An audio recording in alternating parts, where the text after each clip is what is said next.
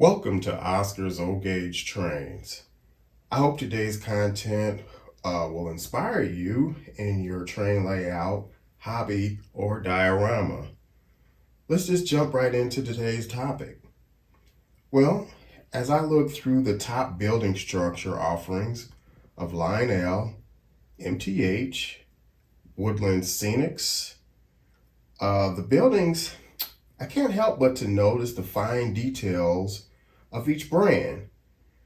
Many of the structures I have are Woodland Scenics and Menards because they have the best detail, not necessarily the best price, but they have the best details. Other brands are sometimes just so plain. So if you take a look at the MTH building there, comparably to this Woodland Scenics here and these two Menards, the detail level is just much better. You're gonna have outside accessories. It'll be LED lighting. It'll have some weathering, roof structures, a lot of wall accessories like electrical panels, gas panels, and some even have HVAC units on top.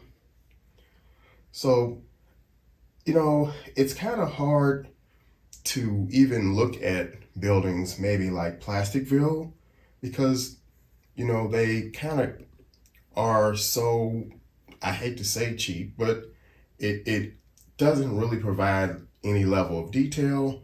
And plus, if you go to light it up, you get like this amber glow, which is really bad. Now, don't get me wrong, Lionel and MTH have really, really nice offerings. But if you compare them to Menards or Woodlands, there's really just no comparison. So this episode, I'm kind of gonna discuss the opportunity to raise the value of some of your more plain structures, which could allow them to fit into the same landscape as some of these more detailed buildings, so they don't stick out like a sore thumb like this MTH one here does. Well, in this next segment, let's talk about how I plan to increase the value of some of my buildings that have lower details. And as you can see, I've kind of purchased a 3D resin printer and a curing station while I was waiting on the Lionel to release their Base 3. And man, I pulled the trigger a little bit too soon because I'm seeing some of those Base 3s are coming in now. But as you can see, I got this set up here, and let's just take a look at what I plan to print out to raise the value up. Well, let's just take a look at what my first renders look like. Again, just take a look. I made a gas meter, an electric panel, HVAC unit as some of my, first tests.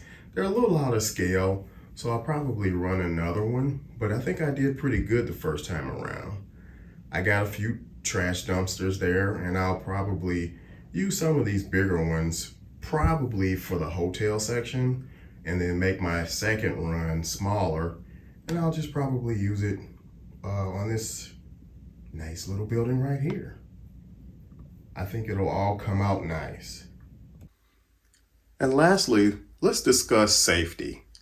I watch a lot of YouTube videos, especially for 3D printing, and 3D printing revolved around train layouts.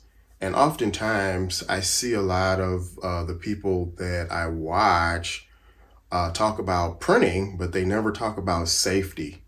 And seeing that I work for a plastics manufacturer, I thought it'd be pretty important for me just to, mention some of the things that you probably need to be aware of as far as safety is concerned. Whenever you're doing resin or any type of printing, you need to be aware of the volatile organic compounds. Many times it's called VOCs. It can be dangerous to human health and the environment. So some of the things that you need to be aware of, it can cause short-term eye, nose, and throat irritation, headaches, dizziness, lightheadedness, drowsiness, nausea, and vomiting. Long term, it actually can cause cancer, liver, and kidney damage. So let's just be very careful. Wear your gloves, wear long sleeve clothes, and always have on some type of mask or respirator so that you can protect yourself. Glasses too. Every time I print, I put all protective gear on to make sure that I'm safe. Well, as you can see, I've printed out some more items there. A little bit closer to scale if you look at the gas meters there at the bottom and the electric panels. They just look like they're gonna be a little bit closer to scale to maybe fit a building like this MTH one on the end here. You can apply those to the building, maybe even add some weathering to make it fit into the seam. And let me tell you, that's the best way, in my opinion, to kind of raise the value of a building like this. You can add these fixtures, paint them up real nice, and let me tell you, I really think it's gonna come out really good. Tell me what you think. I hope you've learned something today, just in us talking.